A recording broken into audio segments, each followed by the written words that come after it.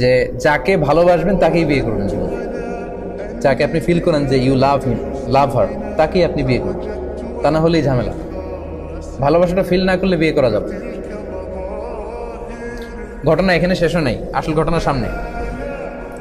যদি তোমরা কেউ কাউকে প্রপোজ করো, তখন যদি ওই মেয়ের কিছু অংশ, তার চেহারা, তার শরীর, তার দেহ সব মিলে তাকে দেখে এমন কিছু দেখে নেওয়া যায় যেটা তোমাকে তাকে বিয়ে করার প্রতি উদ্বুদ্ধ করবে, সেজন্য এটা করে।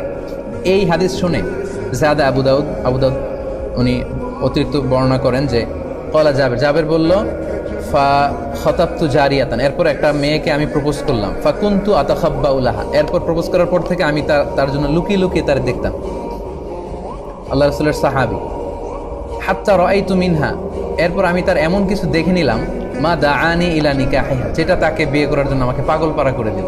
মানে আমার খুব মন চাচ্ছে আমি তাকেই বিয়ে করি। ফাতাযাওয়াজতুহা, অতঃপর আমি তাকেই বিয়ে করি।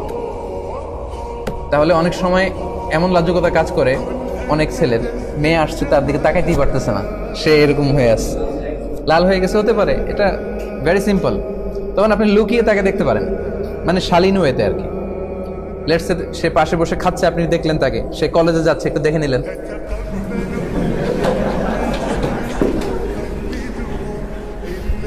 Don't take this otherwise. এখন যদি আমার এতটুকু আলোচনা কেটে কেউ ফেসবুকে দেয়,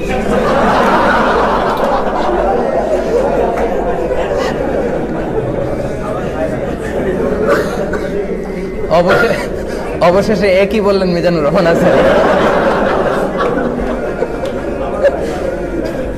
কিন্তু আগে আগে যে আমি স্টেপ বাই স্টেপ আমার শ্রোতাদেরকে নিয়ে আমি আগাতে আগাতে এই পর্যায়ে আসছি, এটা কিন্তু মিসিং।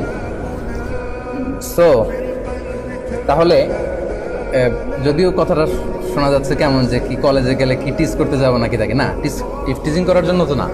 সেটা হচ্ছে আপনি তাকে বিয়ে করবেন, এজন্য তাকে দেখে নেয়া, সে যাচ্ছে, হাঁটতেছে, কথা বলতেছে, হ্যাঁ, তার কথা বলা, তার চাল চলনটা আপনি দেখে নেবেন।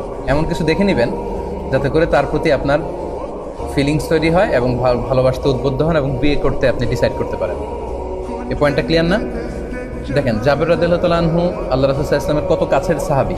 উনি এই হাদিস থেকে এরকমই বুঝেছেন যে আমি যেহেতু কাছে যেয়ে দেখতে পারেন, আমি দূর থেকে তাকে লুকায় লুকায় অনেকবার দেখে ভালো লাগছে, পরে বিয়ে করছি। আচ্ছা, এবার বুখারীর একটা হাদিস শুনেন।